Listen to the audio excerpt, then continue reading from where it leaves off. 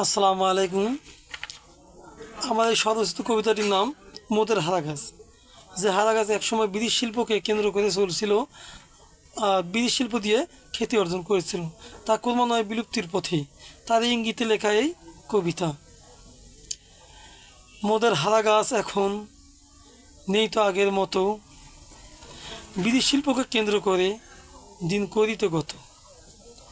প্রভাতে পান্তা মরিচ, চা চাল ভাজা, কাপ গ্লাসে খেয়ে শরীর রাখত তাজা।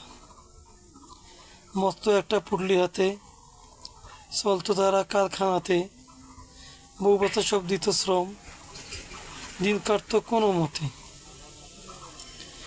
100 টাকা আয়ে তারা 50 নিত ভাতা, সন্ধ্যায় এসে বাড়িতে তার ঠিক থাকতো না মাথা। সবাই মিলে করত শ্রম, একবেলা আহার, নিত্যদিনে ঝগড়াঝাঁটি চলতো তাহার। ভাত পেত ওজন করা, আলু শসা শাক, তবুও শিশুরা মায়ের শুনতো কত বাক। আসসালামু আলাইকুম।